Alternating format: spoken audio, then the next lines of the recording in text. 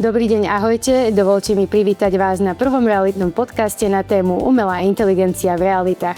Dobrý sluha alebo zlý pán? Dnešným mojím partnerom na túto tému bude obľúbený kolega Peťo Plačintár, ktorý pôsobí 10 rokov v realitách. Robí vlastne všetko, ale špecializuje sa na domy, záhrady, chaty, pozemky a musím povedať, že doteraz vyriešil každý jeden problém.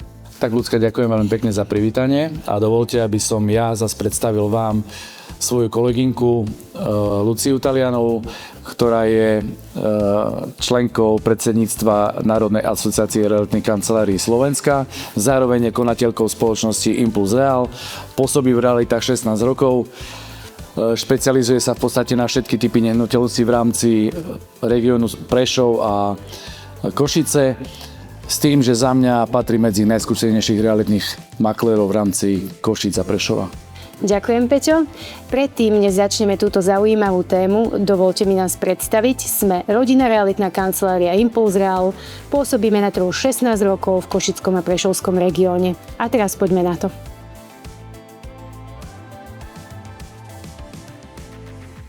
A prejdeme teda na konkrétnu našu dnešnú tému a to je umelá inteligencia v realitách. Peťo, prečo je podľa teba téma umelej inteligencie taká aktuálna? Tak umelá inteligencia v podstate už nie je budúcnosť, ale je už prítomná, je súčasnosť. A kto nezachytí tento trend, tak jednoducho asi nepôjde s dobou a nebude úspešný na trhu. OK, to súhlasím. A kde ju používaš? Kde ti pomáha, respektíve kde sa na ňu nevieš spoľahnúť? Tak od kedy vlastne sme boli schopní začať používať umelú inteligenciu, tak ja ju používam hlavne pri tých rutinných veciach, ktoré umelá inteligencia dokáže riešiť. To znamená, že sú to buď textácie jednotlivých nehnuteľností, príprava na príjem nehnuteľnosti, cenotvorba do určitej miery samozrejme. No a finalizácia fotiek, ale o tom sa asi pobavíme neskôr, akým spôsobom jednotlivé druhy prípravy a realizácie v rámci tej inteligencie vieme použiť. A zvykneš ju používať napríklad aj na opravu možno mailov, pokiaľ teda potrebuješ koncipovať nejakú ponuku pre klienta, alebo prípadne nejakú odpoveď, alebo prípadne vznikne nejaký konflikt a vlastne ty naň musíš reagovať v písomnej podobe. Zvykneš si takto pomáhať a ako to funguje? Umelá inteligencia dokáže odfiltrovať moje aktuálne nejaké nastavenie v rámci mojho bežného života a koncept si pripravím a podľa toho, akej forme ho chcem posunúť ďalej klientovi, tak umelá inteligencia dokáže tie moje pocity a to moje nastavenie nejakým spôsobom upraviť, negovať. A ten mail ide uhladený, samozrejme v príjemnom tóne, alebo podľa toho, v akom tóne to potrebujem tam dostať ku klientovi. A samozrejme dokáže aj učesať tie niektoré jednotlivé kostrbaté vety, ktoré samozrejme človek bežne urobí. Tiež to tak rovnako vnímam, že umelá inteligencia a jazykové modely dokážu tú našu komunikáciu učesať a ako keby niekedy také vety, ktoré ona používa, tak by ma ani nenapadli a tak sa pomocou nej aj veľakrát učím. Ako keby učím sa možno lepšie komunikovať. Samozrejme tiež sa môžeme o tom baviť, že základ je, keď to má dobrú kostru, dobrú štruktúru vlastne od to, čo od nej vyžadujeme, tak potom to aj ako keby dobre vie dopadnúť. Ale poznáme aj opačné prípady, nie?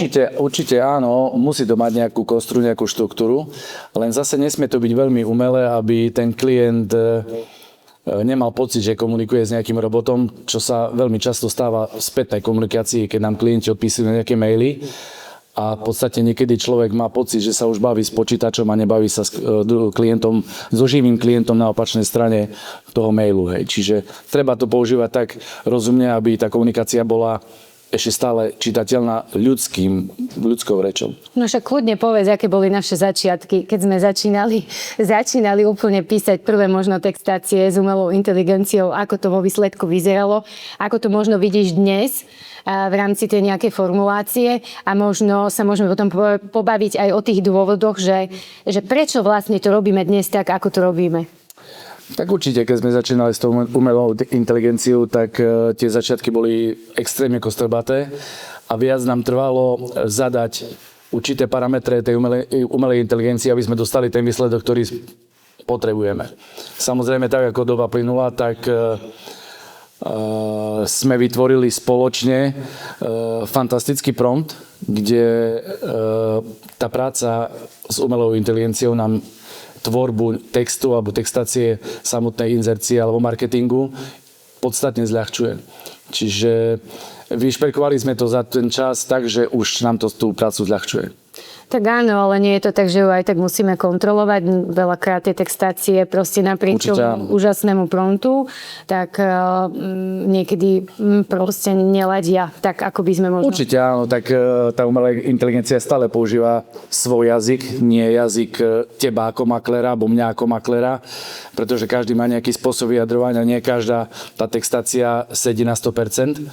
Hej, takže určite používame prompty, ale potom jednoducho tú textáciu si dotvoríme aj tak do tej ľudskej reči. Nie vždy slovo, ktoré použije umelá inteligencia, je to správne, ktoré sedí v rámci stavieb, domov, bytov. Čiže toto treba kontrolovať a určite treba pretvoriť do tej reči, ktorú ak čítajú klienti textáciu, tak aby tomu rozumeli. Fakt je ten, že umelá inteligencia mení spôsob vyhľadávania v realitách, nielen spôsob vyhľadávania nehnuteľnosti ponúk, ale aj marketingu, ale aj komunikácie. A preto je veľmi dôležité rozumieť. A vlastne je to ako keby budúcnosť, lebo naozaj si myslím, že v najbližších 5 rokoch realitné odvetvie prejde významnou transformáciou. Ono už prechádza, ale mnoho ľudí si myslí, že to potrebné nie je. Ale v podstate my už máme konkrétne výsledky v súvislosti s našimi obchodnými prípadmi, dopytmi. A je to opäť ako keby, nie že niečo navyše, ale je to podľa mňa must have alebo nutné do budúcnosti v realitnom procese. Čo si o tom myslíš? Podľa môjho názoru stratégia prípravy textácie je určite dôležitá pre vyhľadávanie a pre konkrétny úspech v získaní si klienta. Existujú na to nástroje, ako to robiť. Dlho sme sa to učili. A do budúcna, podľa môjho názoru, ešte netušíme, čo nám umelá inteligencia prinesie. Možno budeme pôsobiť realitní makléri ako nejaké virtuálne bytosti, ktoré budú ponúkať nehnuteľnosti v podstate akože virtuálne. A ťažko povedať. Beží to takým tempom, že aj pri najväčšej predstavivosti zatiaľ nemáme šajnu, kam sa to posunie, ale môj názor je, že stále tá vôňa toho maklera a ten pocit bude dôležitý vždycky. Alebo vždy to, áno. Myslíš, že budeme mať nejakého avatara? Presne na to som narážal, áno. Ono to už je dnes v zahraničí, nechcem povedať, že bežná vec, ale používa sa to. Áno, ale ako keby jedna stránka veci je samotná prezentácia nehnuteľnosti, alebo ako keby to pozadie celkové, ale myslí si, že ten realitný obchod, skutočný realitný obchod bude možné, aby prebiehal len ako keby prostredníctvom možno nejakých párovacích portálov a tak ďalej, že proste nepríde k nejakému ľudskému kontaktu. Samozrejme, nebavme sa o tom, že v dnešnej dobe naozaj pomerne, alebo nie, že veľa, nepoviem, že veľa, ale viac kancelárie používa rôzne digitálne nástroje. Pre nás, u nás v našej kancelárii je dôležité mať virtuálne prehliadky, pôdorysy, interaktívne pôdorysy, kde vieme vlastne, kde si vie klient ako keby zariadiť tú nehnuteľnosť podľa seba a mnohé iné nástroje, ale vie si predstaviť, že umelá inteligencia alebo proste nejaký párovací portál niekedy v budúcnosti nahradí realitného maklera fyzický kontakt s ním? Osobne si myslím, že ten servis pre klienta, čo sa týka tých virtuálnych prehliadok, virtuálnych podorysov, možností zariadiť byt podľa vlastnej predstavy a tak ďalej, pôjde smerom dopredu. Ale pokiaľ budeme bývať v reálnych domoch a v reálnych bytoch, ktoré sú z panelu, z tehly alebo čohokoľvek, tak klient nekúpi za obrovské peniaze niečo, čo nevidel. To znamená, že ten klient s tým maklérom, pokiaľ nebude ten klient virtuálny, tak aj ten maklér podľa môjho názoru bude stále reálny a živý. Hej. Takže to je môj názor. Netreba si myslieť, že sme nenahraditeľní, ale zatiaľ, pokiaľ hovorím ešte raz, budú fyzické domy, byty, tak fyzické aj ten maklér bude existovať. Ono možno by sme to mohli trošku odlíšiť, lebo ja si napríklad viem predstaviť, pokiaľ budeme hovoriť o projektoch novostavieb, že tam je možná ako keby tá virtuálna kúpa, že jednoducho, áno, že ten klient ako keby nasadí si nejaké okuliare a proste bude sa vedieť virtuálne prejsť po tej svojej nejakej nehnuteľnosti a proste na základe nej si vyberie, ale to sa bavíme o nejakom projekte možno z papiera, ktorý nebude stáť, ale fyzické domy, fyzické obhliadky, a to by sme zavrili do úplne inej témy, prečo je veľmi dôležité vlastne tú fyzickú obhliadku urobiť a jednoducho nastať nielen tú atmosféru, ale pozrieť si možno aj technický stav nehnuteľnosti a tak ďalej. A proste má to mnohé špecifika. Ľudská, ty sama veľmi dobre vieš, že novostavby na Slovensku, pretože je ich strašne málo, sa kupujú z papiera. Áno. To znamená, že na obrovské predstavivosti klienta, ktorý to kupuje, ako to v konečnom dôsledku bude vyzerať.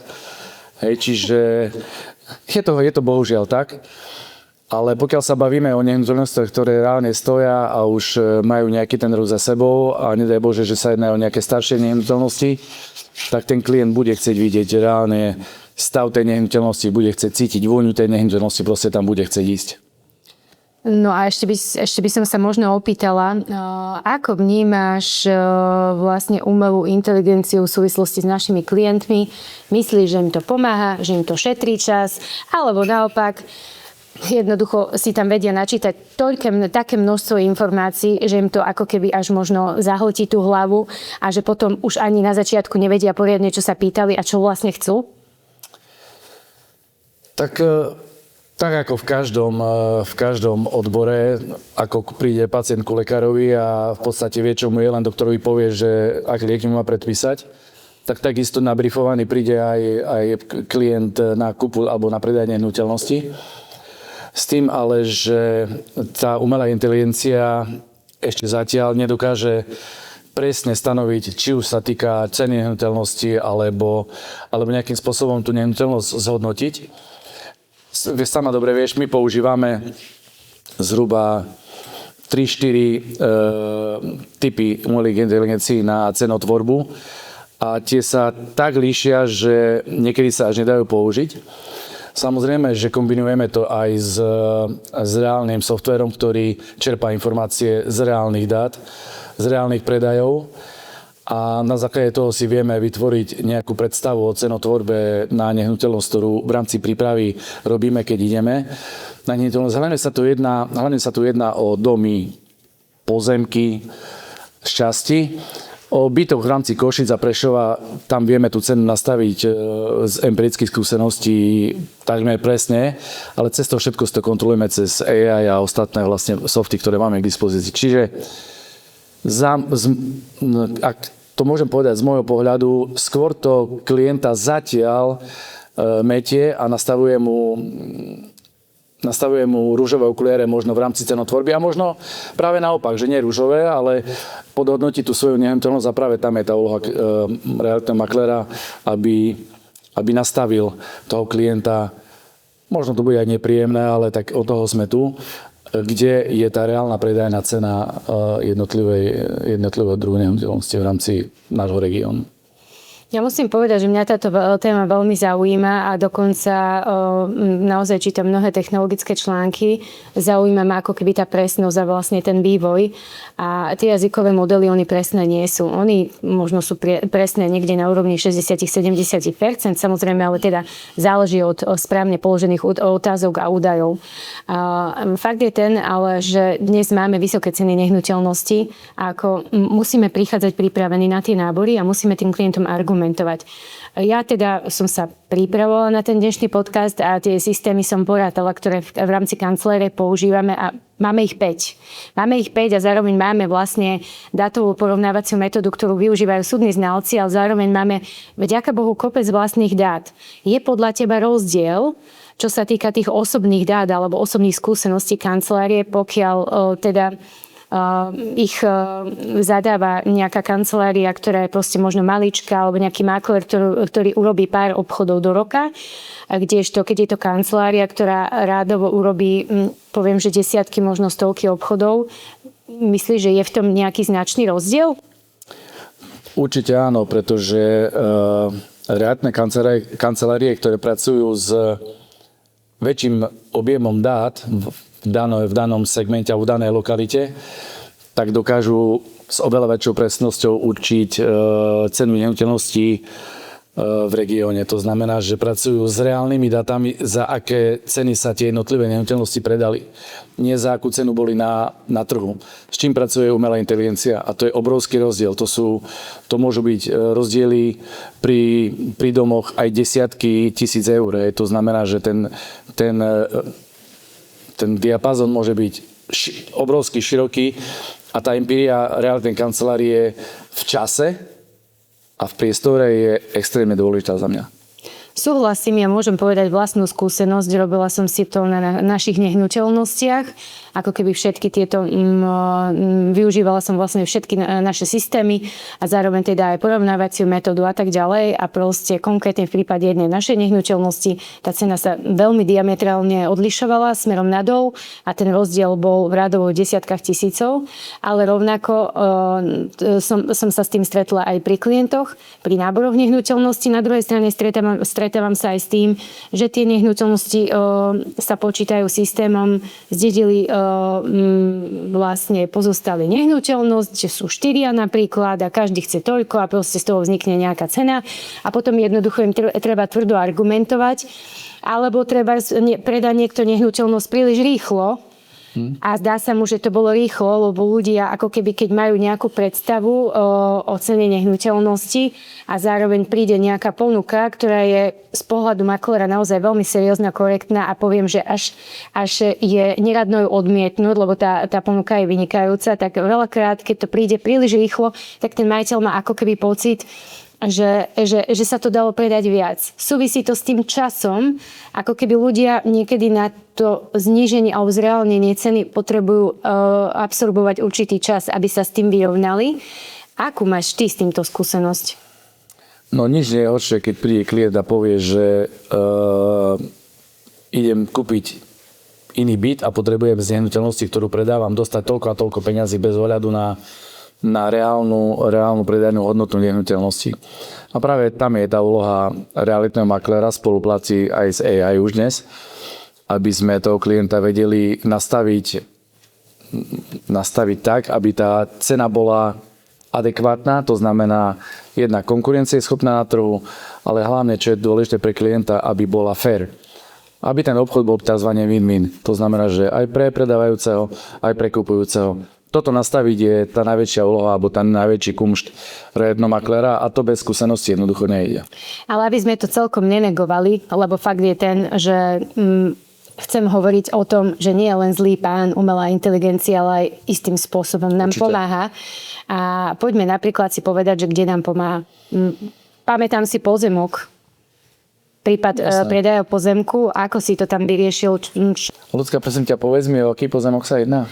Ten pozemok na Podhradovej, ktorý je špecificky vlastne svojím sklonom, kde sme od začiatku museli stanoviť stratégiu, dať tomu celú myšlienku a vlastne aj nejakú schému, aby to nejako vyzeralo, aby tí ľudia si to vedeli lepšie predstaviť, ako sme to tam vlastne urobili, ako si to tam urobil.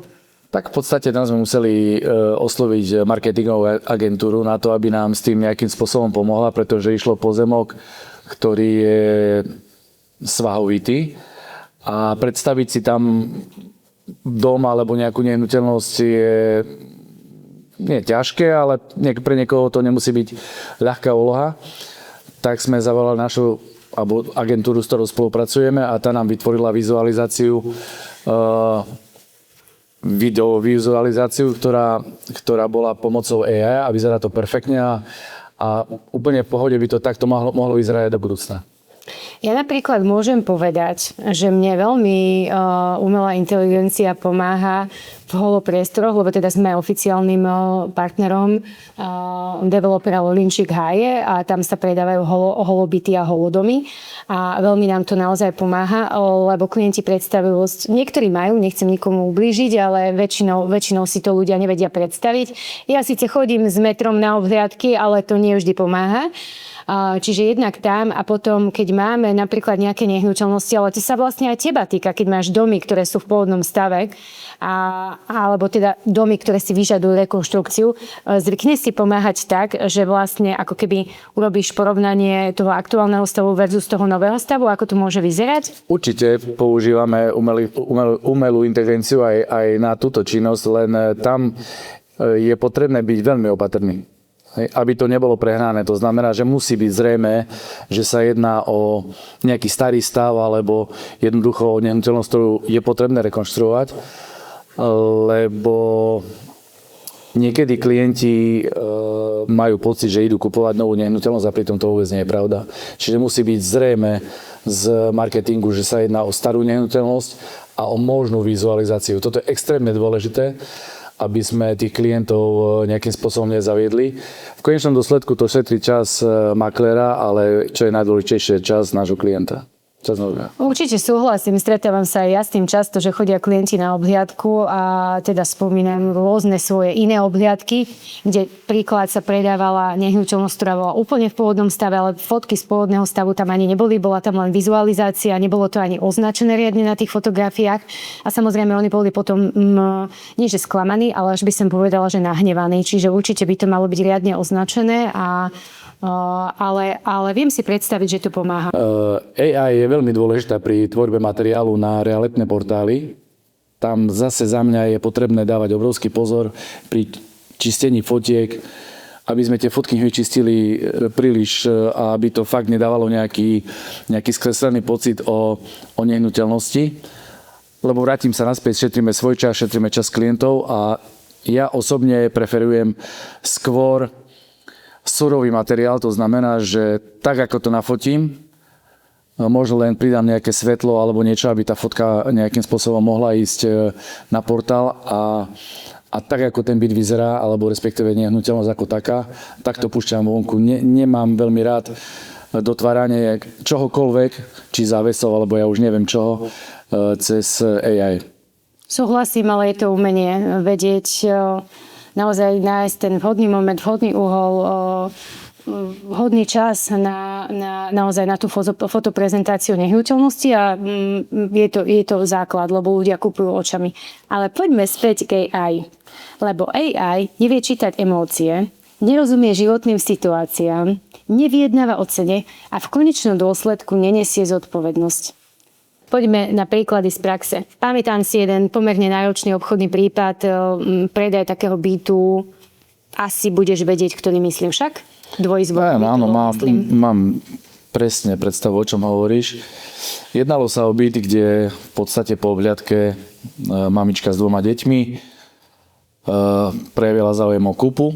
No a predávajúci boli v podstate rodinní príslušníci, ktorí na začiatku obchodu sa tvárili, že ako easy peasy, ale potom došlo k nepríjemným situáciám, kde celá rodina sa rozhádala a celý obchod v podstate mohol padnúť. To znamená padnúť v tom zmysle, že tá mamička v podstate už tam bývala, tešila sa, pretože ten byt bol presne podľa jej predstav. A zároveň, prepáč, keď si dobre pamätám, dala výpoveď z nájmu, čiže ona by bola ostala na ulici. Presne tak. Samozrejme, každý obchod má nejaké svoje súvislosti a konzekvencie. Tam presne bolo aj to, že dala výpoveď z nájmu a ten čas už bežal. No a AI by si s tým asi ťažko poradila, to znamená, že tam fakt som musel nastúpiť ja ako mediátor. Najprv som ukľudnil celú rodinu. Hej, to znamená, že niekoho si oženil? Skôr vydal. Hej, ale došlo k tomu, že fakt sme tam museli celú tú famíliu nejakým spôsobom upratať, ukľudniť, nasmerovať ich na ten cieľ, ktorý chceme dosiahnuť. A potom v rámci tej mediácie aj spracovať ďalšie veci ako kúpne zmluvy a tak ďalej, tak aby to všetkým vyhovalo. No a samozrejme prešla doba, byt sa nejakým spôsobom kúpil, predal, prepísal. No a samozrejme došlo tam potom zase k ďalšiemu problému, kde sa nevedeli majitelia s predávajúcimi dohodnúť, akým spôsobom budú riešiť nájom, vyrovnanie nájmu a tak ďalej. Došlo tam k obrovským hádkam, to znamená, že zase AI by tento problém neriešil a maklér musí jednoducho pôsobiť ako mediátor a túto situáciu ukľudniť a nedať do toho ruky preč a tváriť sa, že tu nie som, ale jednoducho musí konať. Takže toto je úloha a toto AI asi ťažko nahradí. Áno, toto bol taký náročný prípad, kde povedzme boli ľudia s veľmi pestrými povahami a takisto s nejakým proste rodinným zázemím. Áno, byť alebo robiť úlohu mediátora v našej práci je bežné. Je to bežné. A prečo to robíme možno dobre, alebo prečo tomu rozumieme, lebo rozumieme ľuďom, rozumieme emóciám. Ja by som možno dala taký iný príklad, ktorý je môj, ktorý si pamätám, že tých prípadov bolo mnoho a boli rôzne. Ale pamätám si prípad jedného bytu, tiež tam rolu hrala alebo hrá mamička s 2 deťmi, ktorá je po rozvode. Konkrétne k tej nehnuteľnosti. Vlastníkom nehnuteľnosti boli 3 súrodenci, kde po stretnutí som dostala informáciu, že 2 súrodenci sú OK, dobre spolu vychádzajú a ten tretí je taká čierna ovca, nazvime to. V realite to bolo úplne naopak. Ten, ktorý bol označený ako čierna ovca, normálne spolupracoval, vypočul, proste bol rozumný a tak ďalej. Druhá vec je, že mal nejakú motiváciu, lebo medzi tými ľuďmi sa je potrebné nejakým spôsobom vyznať. Zároveň do toho vlastne vstúpila táto naša klientka, ktorá prejavila záujem s 2 deťmi, nebola ešte rozvedená, čakali sme tam na rozvodové konanie a právoplatnosť rozvodu a zároveň teda sme riešili hypotéku, odporúčali sme ju na nášho finančného poradcu. Lenže do celého procesu vstúpil ešte jej ex-manžel, lebo oni sa museli majetkovo vysporiadať, lebo mali spoločnú hypotéku, ktorú proste musel on vyplatiť, aby teda jej uvoľnil ruky, aby mohla ona ísť ďalej po svojom a kupovať svoju nehnuteľnosť. Lenže čo sa nestalo? Pán ex-manžel tvrdil, že má všetko vybavené, vyriešené. Samozrejme, ako to bolo, častokrát sa s tým stretávame. Hypotéku mu neschválili, takže skončil aj on u nášho finančného poradcu, ktorý riešenie vďaka Bohu našiel.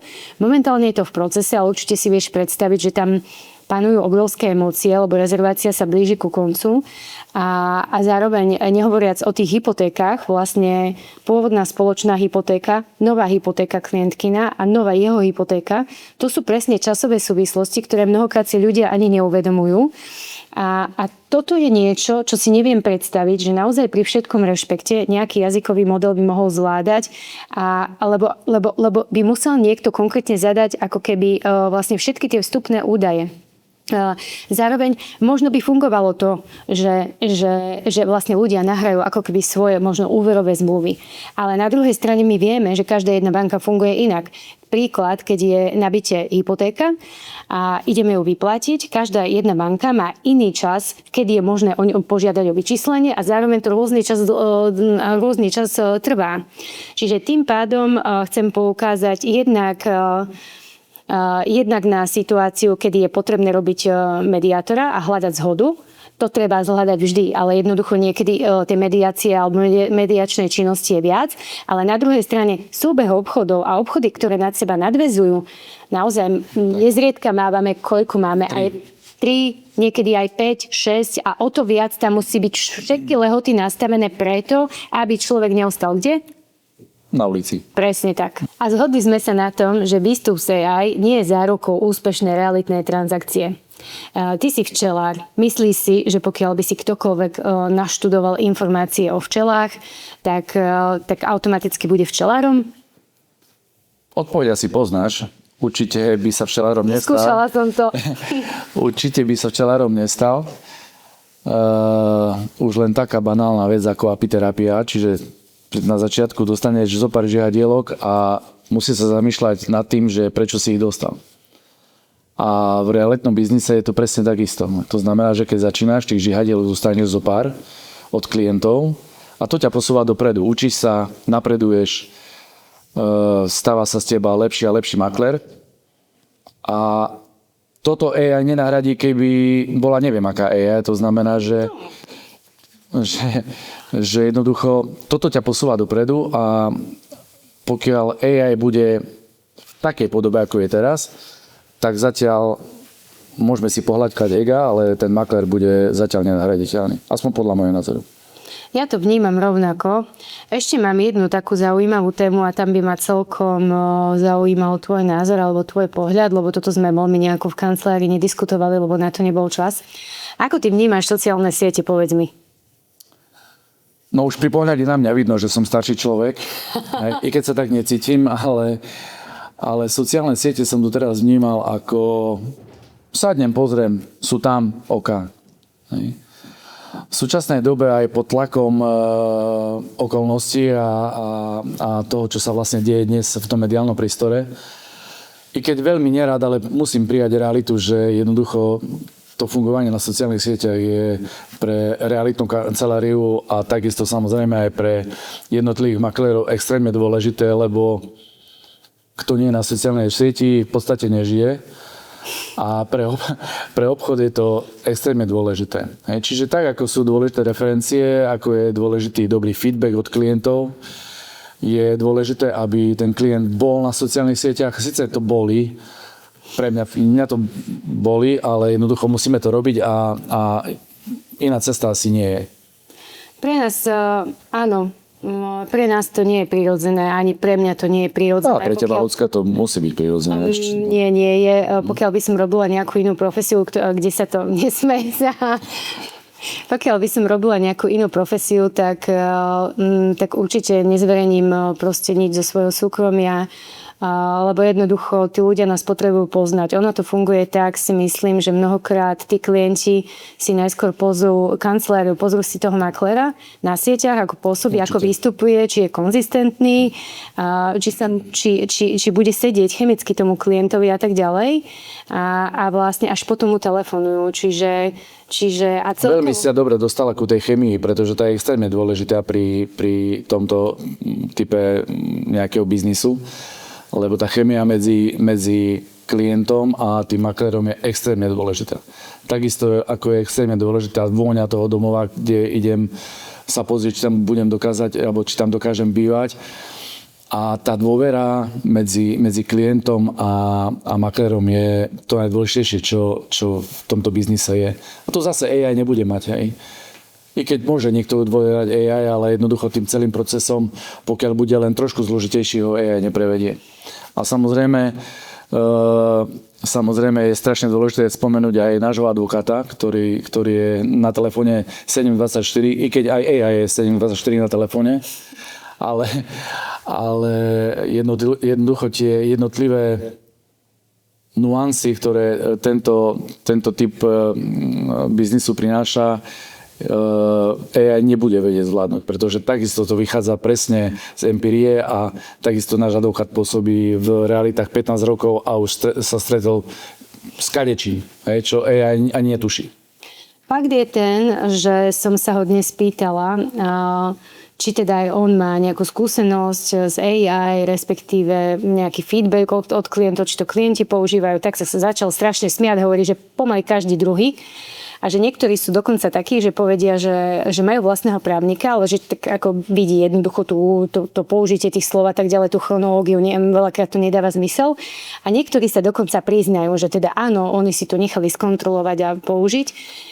Pýtala som sa potom aj na výsledok, že ako to je vo výsledku, tak hovorí, stačí jeden rozhovor a proste veci sú vyriešené, lebo to bolo len o nepochopení a v podstate pokiaľ niekto zadáva AI, zase sme pri tých promptoch, zadá nejaký príkaz, kontroluj mi zmluvu a nemá k dispozícii vlastne celý pohľad, celkový súvislosti, tak samozrejme, že tam potom z toho vyjde nejaký nezmysel. Takže áno, stretáva sa s tým aj on. Ale fakt je ten, že musím povedať, že ja som vďačná za túto dobu, lebo ma to aj podľa mňa aj teba, aj vzhľadom k tomu, že nejaký vek už máme, tak vlastne nás to núti kráčať dopredu. A fakt je ten... Ja mám vek. A rovnako.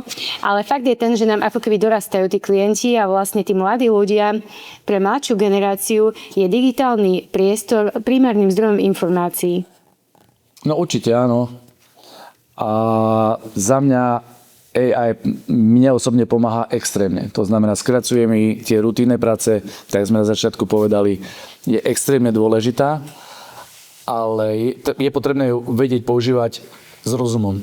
To znamená, či pri príprave, či pri marketingu, či pri jednotlivých textáciách, či pri ďalších činnostiach, ktoré sú v rámci našho portfólia sprevádzané alebo robené, ale stále s rozumom a čítať to, čo AI nám poskytne, lebo nevždy sú to relevantné a korektné údaje. A možno ešte posledná vec k téme. Neviem, či si sa stretol niekedy s tým, či si zvykneš, to je jedno, čokoľvek si objednávaš, ale dá sa to ako keby analogicky použiť aj v realitách alebo na realitnej kancelárie spoločnosti. Keď si ideš niečo objednávať a vidíš profil nejakej spoločnosti a vlastne vidíš tam nejaký počet sledovateľov versus nejaký počet príspevkov a dajme tomu je to tak, že tam obrovský počet sledovateľov alebo minimum príspevkov, aj vlastne tie vzliadnutia, však oni sa dajú vidieť, proste minimálny počet vzliadnutí, ako keby ja sa v tom nevyznám, ale pýtala som sa, čo to znamená, lebo však samozrejme my nerobíme tie siete pre seba, ale my ich robíme pre ľudí a teda chceli by sme a želali by sme si, aby ľudia ocenili našu prácu a aby teda aj to vnímali, ale proste pýtala som sa marketingovej agentúry, prečo je to tak a dostala som odpoveď, že to je deepfake, že jednoducho sú to nejaké kúpení followery a tak ďalej a vlastne teda chcem ako keby premostiť k referenciám, lebo tie sociálne siete sú fajn, ale je otázka, ako dlho budú fungovať, lebo je tam kopec fejku a... No zobrala si mi to v podstate z úst, lebo ja som ti chcel povedať presne na to jediné. Ty sama o sebe vieš, že ty máš tých referencií toľko, že už nestíhaš pomaly. A najlepšia práca je s ľuďmi, ktorí za tebou prídu na referenciu nejakého živého človeka. To znamená, že odporúči, bol spokojný, dobrá realitná kancelária, výborný právny servis, korektné jednanie a tak ďalej. Toto je to najlepšie. A toto zase AI môže do určitej miery nahradiť. Preto aj v podstate sme radi, ak nám klienti poskytnú nejaký feedback o tom, či boli spokojní. Dúfam, že keď budú nespokojní, že nám neposkytnú žiadny feedback. Hej, ale väčšinou teda myslím si, že svoju prácu robíme dobre. Poškrapkal som si trošku ego. A ten feedback od klientov je dôležitý, ale najdôležitejšia z môjho pohľadu je referencia. Lebo potom aj tá dôvera je podstatne vyššie, s tým človekom sa dá normálne pracovať. Hej, čiže toto je pre mňa to najdôležitejšie. Ja som stará krabica a ja používam hlavne, keď či už kúpujem pneumatiky, alebo počítač, alebo čokoľvek, stále sa pýtam kamarátov a že kde kúpil a tak ďalej. Čiže skôr ja jednám s živým človekom, samozrejme nezdoba je iná a tí mladí ľudia idú po AI a idú hlavne po tej digitálnej stope. Nepýtajú sa až tak ľudí, lebo ono v podstate už aj telefonáty sú nie celkom bežné, väčšinou si píšeme a čo ja osobne... Posielame hlasovky a čo ja veľmi písanie nemusím, skôr radšej telefón alebo úplne najlepšie osobné stretnutie. Čiže áno, ale doba sa mení a treba to prijať. Áno, ale určite, áno. Je to digitálna doba, panuje tu množstvo informácií a dezinformácií a určite je dobré, aby človek používal princíp 4 očí, 6 očí alebo teda overenie informácie z viacerých zdrojov, ako je to tie referencie. Čiže rovnako považujem za dôležité hlavne možno referencie z Google alebo aj na tých sieťach, ale hlavne Google do veľkej miery overuje referencie, čiže je to veľmi dôležité. Ale zhodneme sa, že realitný trh asi aj nás, keď v ňom chceme pôsobiť, čaká naozaj výrazná transformácia.